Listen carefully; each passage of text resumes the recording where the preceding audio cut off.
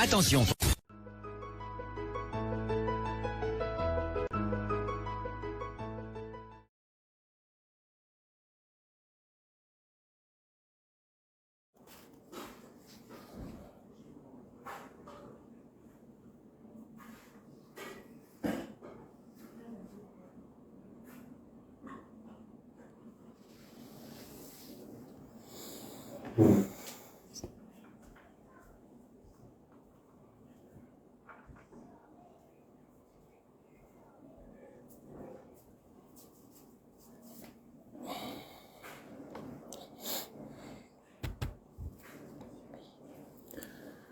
Alors,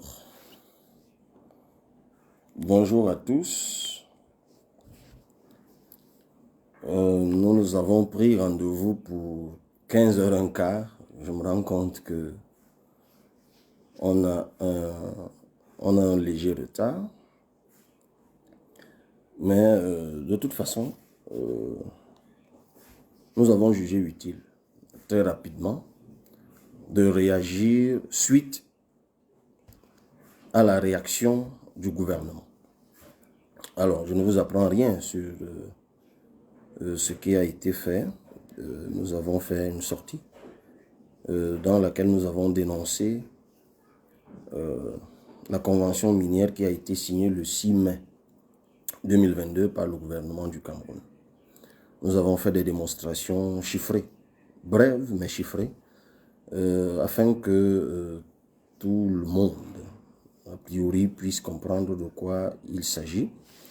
Et nous sommes arrivés à la conclusion que cette convention était une braderie criminelle et nous avons interpellé le président de la République en notre qualité d'élu du peuple, de député de la nation.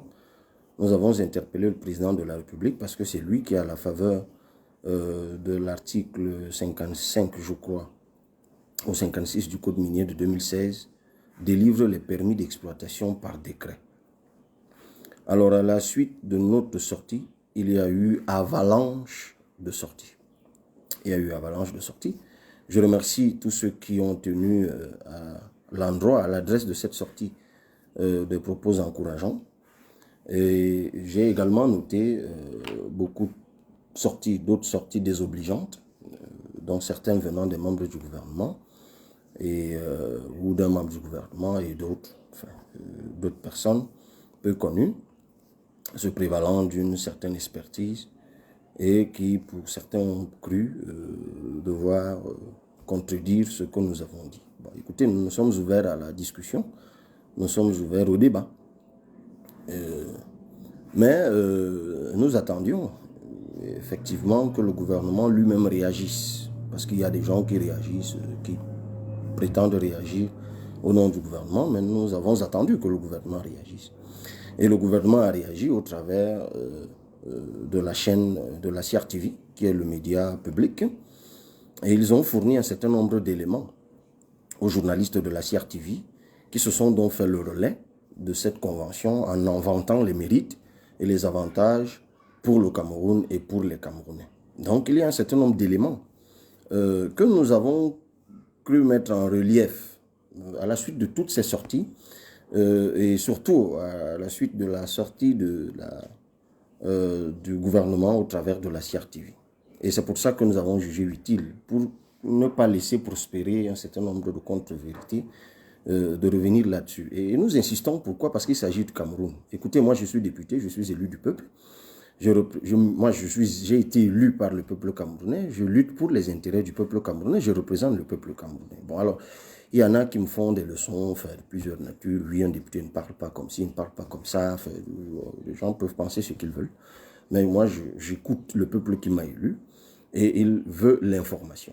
Et l'information que le peuple demande n'est pas une faveur qu'on fait à ce peuple. Je rappelle qu'il y a une loi au Cameroun. Elle a été votée le 14 juillet 2018. Elle porte sur la bonne gouvernance et la transparence des finances publiques au Cameroun.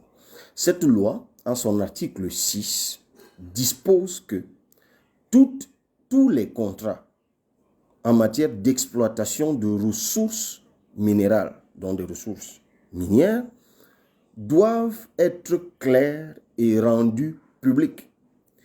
Et cet article poursuit en disant que ce qui doit être rendu public, ce sont les procédures d'attribution et le contenu des contrats.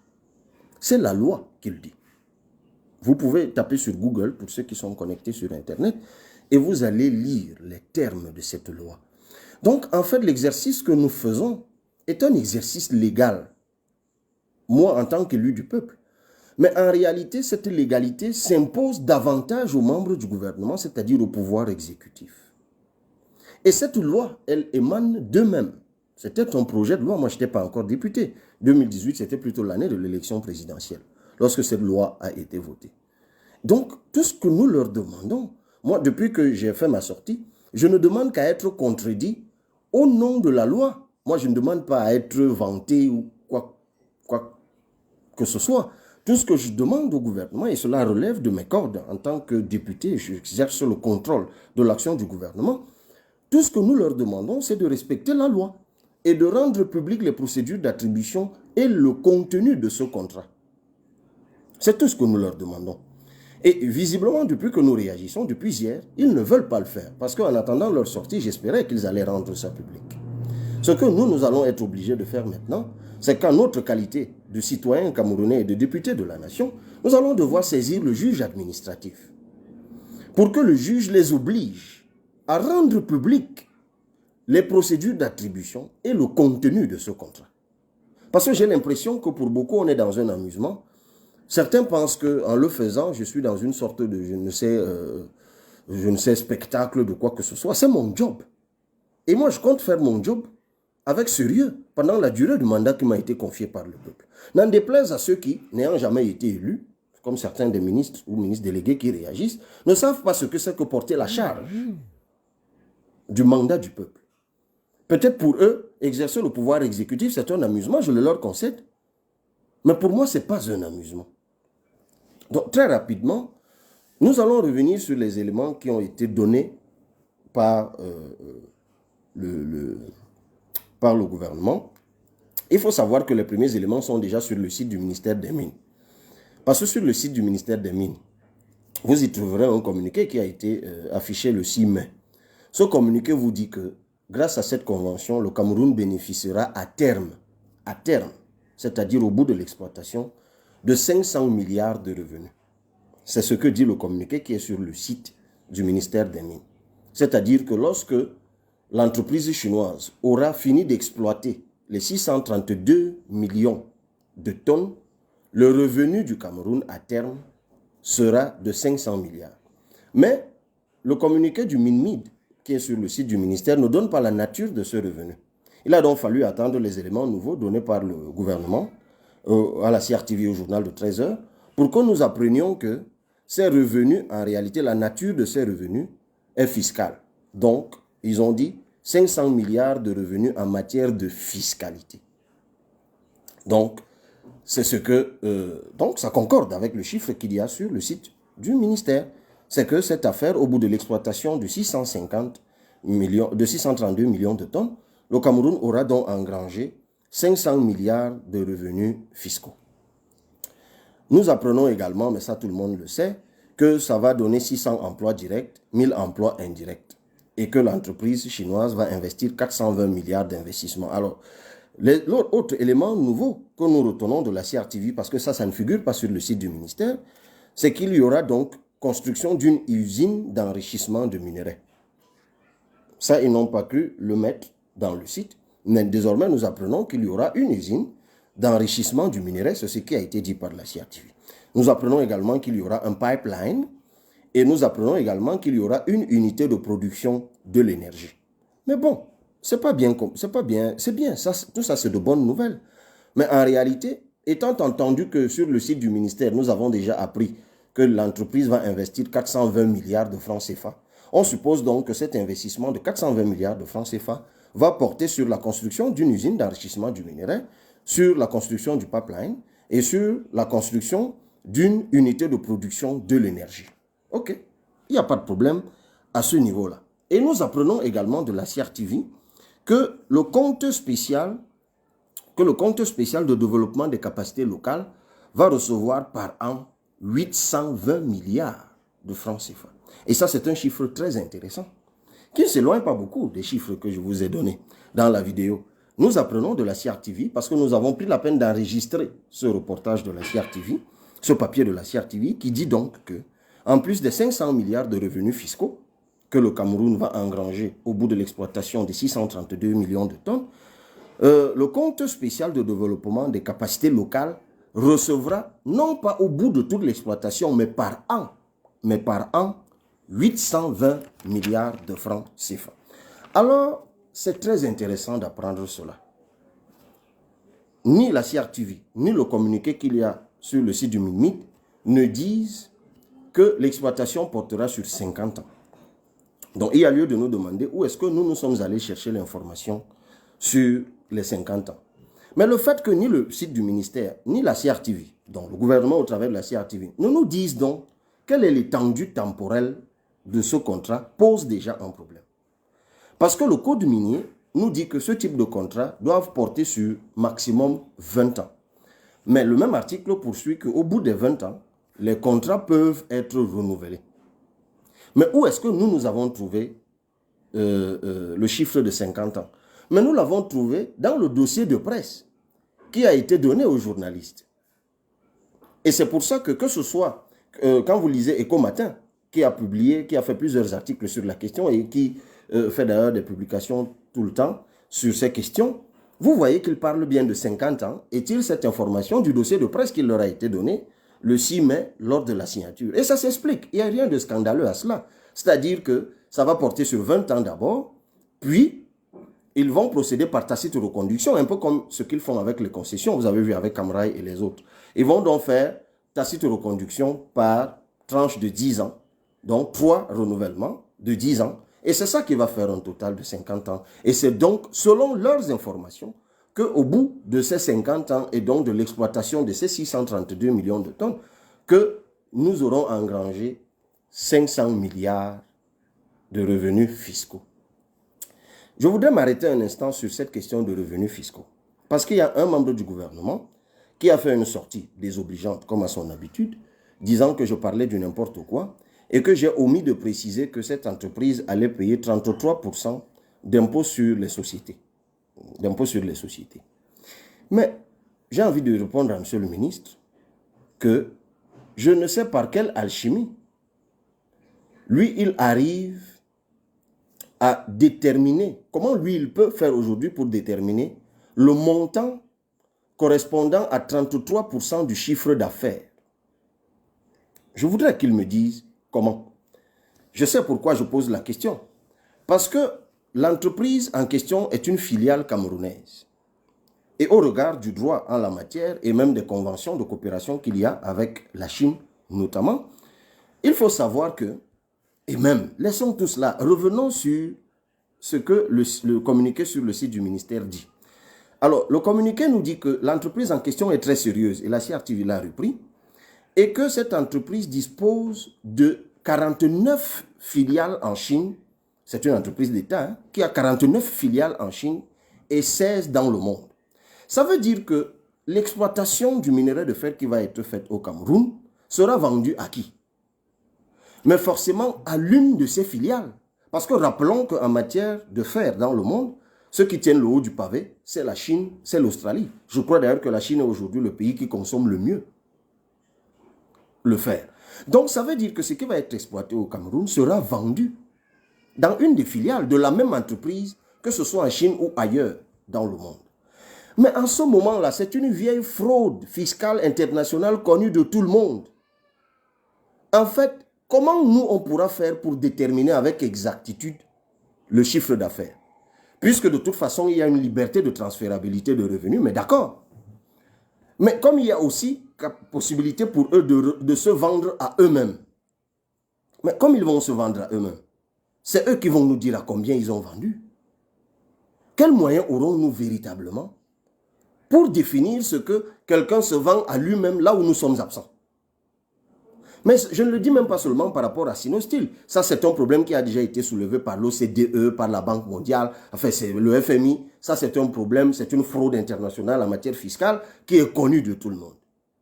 Donc, bien malin mais surtout malicieux, mal intentionné, celui qui, avec la fatuité qu'affiche ce ministre délégué, affirme ce qu'il affirme.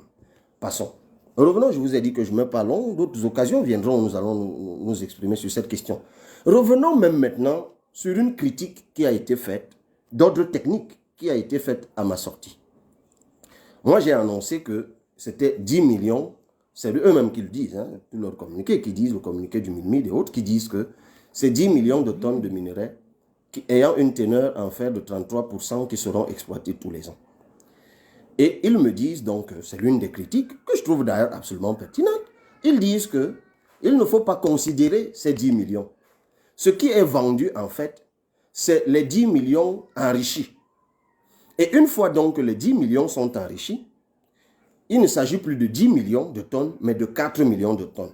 Donc, lorsqu'on extrait, 10 millions de tonnes avec une teneur de 33%. Et lorsqu'on a donc enrichi, puisque désormais ils vont implanter une usine d'enrichissement, nous voulons de la prendre, les 10 millions deviennent 4 millions. Et les 4 millions, ce sont donc ces 4 millions qui sont donc vendus, selon leurs chiffres. Je précise que tout cela est faux, évidemment, parce qu'on a consulté tous les experts en la matière, donc nous maintenons ce que nous vous avons dit dans la vidéo. Mais nous faisons cette simulation à partir de ce qu'eux, ils disent. Ils disent donc que ce sont ces 4 millions-là qui seront donc vendus tous les ans à l'international. Soit, s'ils vendent donc chaque année, pendant les 50 ans, chaque année, 4 millions de tonnes, prenons donc les cours actuels du fer enrichi, comme ils disent. Hein. Les cours actuels tournent autour de 150 $. Quand vous faites 150 $ fois 625, c'est à peu près le taux de change maintenant, ça vous donne 93 750 francs CFA. Ça veut donc dire que chaque année, ils vont vendre l'équivalent de 4 millions de tonnes enrichies à 60%, fois 93 750 000 la tonne, ce qui va donc donner un chiffre de 375 milliards de francs CFA. Donc, en fait, sur la base des critiques qui me sont faites depuis hier, j'ai surestimé le chiffre d'affaires, mais le vrai chiffre d'affaires, sur leur base, serait donc de 375 milliards de francs CFA. Ok. Ça veut donc dire qu'au bout, quand ils auront fini d'exploiter les 632 millions de tonnes de 33% de teneur, ils auront en réalité vendu 158 millions. Vous avez compris le calcul. On a simplement fait 632 divisé par 4. Ils auront donc vendu 158 millions de tonnes enrichies à 60%. Donc, si vous faites la multiplication avec les cours actuels, ça vous donne donc au bout de tout cela, de l'exploitation de tout ce gisement, une rondelette somme de 14 812 milliards. 14 812 milliards. Ok. Revenons sur l'information donnée par la CRTV. L'information donnée par la CRTV vous dit que c'est au bout de toute l'exploitation que nous aurons un revenu de 500 milliards, revenu fiscal. Ok, on en a parlé. Mais je vous ai donné une autre information tout à l'heure donnée par la CRTV. C'est que par an, cette entreprise va donc verser 820 milliards de francs CFA au compte spécial de développement des capacités locales. Alors, sur leur propre critique, ils disent que le chiffre annuel sera de 375 milliards. Quand ils ont donc fini de me critiquer et qu'ils ont dit que c'est 375 milliards, eux-mêmes, ils disent que la même entreprise va verser, en plus de fiscalité et tout le reste des 23 milliards qu'ils ont annoncé, l'entreprise en question va verser 820 milliards de francs CFA au compte spécial de développement des capacités locales. Si cela n'est pas de l'embrouille, vous ne pouvez donc pas avoir un chiffre d'affaires de 375 milliards et reverser 820 milliards à un compte d'affectation spéciale. Ce n'est pas possible. Ce n'est pas possible. C'est donc du mensonge. Aussi simple que ça. C'est du mensonge. Donc, à la vérité, quand ils auront même, donc c'est un mensonge, c'est même pas la peine de vous fier à ce que la CRTV a dit, quand ils auront donc au bout, selon leurs propres simulations, qui elles sont donc mensongères, ils auront donc dégagé 14 000 milliards. 14 000 milliards. Et dans les 14 000 milliards, eux-mêmes disent qu'ils ne verseront que 500 milliards d'impôts. Vous-même, vous analysez le gap. Vous voyez le gap. Donc, quel que soit le bout par lequel vous prenez cette affaire, et c'est ce que je vous disais dans la vidéo, on est dans du mensonge, on est dans de la braderie criminelle. C'est aussi simple que ça. Et moi, je vais finir simplement en disant que, finir par ce que j'ai dit tout à l'heure. Nous irons jusqu'au bout. Nous continuons à interpeller le président de la République, comme je l'ai dit tout à l'heure, qui, lui, doit signer le décret de permis d'exploitation. Et nous lui disons, Monsieur le Président, ne signez pas. Ce que nous nous disons, c'est que, première chose, l'État, nous le redisons, l'État a créé la Sonamine le 14 décembre 2020. La Sonamine, j'ai le texte devant moi, parce que chaque fois que j'en parle, voici le décret devant moi. Le décret portant création de la Société nationale des mines, 14, décret numéro 2020/749. Et qui dit clairement, article 4, la Sonamine a pour mission de développer et de promouvoir le secteur minier au Cameroun à l'exception des hydrocarbures et des substances de carrière et de gérer les intérêts de l'État dans ce domaine. À ce titre, elle est chargée notamment, premier-, deuxième-, troisième-, quatrième-, de mener les activités d'exploration et d'exploitation des substances minérales. De promouvoir, cinquième-, la transformation et le conditionnement des substances minérales. Donc, nous le redisons encore. J'ai appris au journal de 13 h justement que le ministre Motazé est dans un roadshow dans la sous-région CEMAC pour lever, au travers d'un emprunt obligataire, 200 milliards. Ça veut dire que si on peut lever 200 milliards, on peut lever 420 milliards. Et on peut lever les 420 milliards pour nous-mêmes faire les investissements nécessaires pour obtenir donc au bout, selon leur propre simulation, sont mensongères, les 14 000 milliards, en exploitant nous-mêmes nos 632 millions de tonnes. Alors, j'ai vu des réactions qui disent que je ne maîtrise absolument rien. Que je ne maîtrise absolument rien, on n'a pas d'expertise nécessaire, on n'a pas le savoir-faire technologique nécessaire, on n'a rien. D'accord. Je rappelle que la personne qui dirige la Campost au Cameroun est un expatrié, je crois que c'est un Français. Je crois qu'il y a pendant longtemps, les directeurs généraux de la Camer étaient des expatriés, il y a eu pêle-mêle de Français, de Néerlandais et tout ce que vous voulez. Et je crois qu'il y a des Camerounais qui travaillent dans des entreprises à l'étranger. Donc, si c'est une question de ressources humaines, nous pouvons nous-mêmes faire cet investissement, capaciter la Sonamine, et recruter des Chinois, des Australiens, des Sud-Africains qui maîtrisent cette affaire. Où est-ce qu'il est dit que nous, Camerounais, notre entreprise d'État, manquant de ressources, ne peut pas, nos ressources humaines, ne peut pas recruter des gens à l'étranger et les payer ici, le temps que nous-mêmes, nous puissions acquérir la technologie en question. Je rappelle, et c'est un haut cadre d'Alucam, quelqu'un qui a été haut responsable d'Alucam, qui me rappelait hier, en confirmant d'ailleurs que tout ce que j'avais dit était vrai sur la vidéo, me disait que même au moment où Alucam avait lancé la construction de son usine à EDEA, ils avaient en même temps créé et financé une filière sidérurgie au lycée technique de Koumassi. L'objectif, c'était que pendant qu'ils construisent, que le lycée technique finance, forme des gens qu'ils allaient employer. Ben, on vient de signer la convention. Si on décide aujourd'hui de se capaciter d'ici la fin de la construction de l'usine, que nous pouvons acheter clé en main, je rappelle, si nous avons mobilisé les 420 milliards, mais rien ne nous empêche de former des Camerounais ici ou à l'étranger qui pourront jouer ce rôle. Bon, écoutez, je vous l'ai dit, tout ce qu'ils ont, ils vont continuer à inonder l'espace public. Moi, je ne suis pas dans ces débats-là. Je ne suis pas là pour régler un compte à un ministre, faire quoi que ce soit. Je sais pas trop, je ne suis pas dans les micmacs bizarres de je ne sais quoi. Moi, ce qui m'intéresse, ce sont les intérêts du peuple. Donc, je l'ai dit, soit nous capacitons la Sonamine, soit alors, nous pouvons d'ailleurs rester en contrat avec Sinostyle, si c'est le choix que le gouvernement fait. Mais de grâce, sortons de cette affaire de 10%, puisque après les calculs que nous faisons, nous ne sommes même pas à 10%. Mais écoutez, pourquoi même la Sonamine ne gérerait que 10% là-dedans? Pourquoi nous sommes incapables de négocier comme cela se fait partout dans le monde maintenant, au-delà de 10%? Ben écoutez, donc voilà, c'était important que je fasse ces précisions. Merci beaucoup pour vous qui êtes là. Je crois que d'autres occasions vont être données tout au long, enfin, je ne sais pas, d'ici la fin de la semaine pour que nous puissions expliciter davantage ce que nous disons. Ben écoutez, ceux qui prennent mal ce que nous faisons, ils n'ont qu'à le prendre mal. Mais moi, en ce qui me concerne, je suis entré en politique pour que le Cameroun se redresse. Je porte un projet, une vision qui est intitulée Le Cameroun qui protège et qui libère les énergies. Et je me battrai autant que Dieu m'en donnera la force et la vie pour que le Cameroun marche. Et pour que les ressources que Dieu a données au Cameroun profitent aux Camerounais. N'en déplaise à ceux qui pensent qu'ils doivent se goberger sur le dos des Camerounais et faire de l'enfumage comme ils font sur des plateaux de télé et de radio, parce que les gens estiment que quand ils exercent le pouvoir exécutif, ils sont des demi-dieux, des demi-urges, des gens qui sont au-dessus de tout le monde. Ils peuvent regarder les autres d'en haut, comme si les questions minières, écoutez, moi je n'ai fait que du droit à l'école, mais enfin, il y a plein d'experts que j'ai pu côtoyer, que je côtoie, et qui y en a comme militants du PCRN, des experts financiers et tout le reste, qui maîtrisent tout autant ces questions.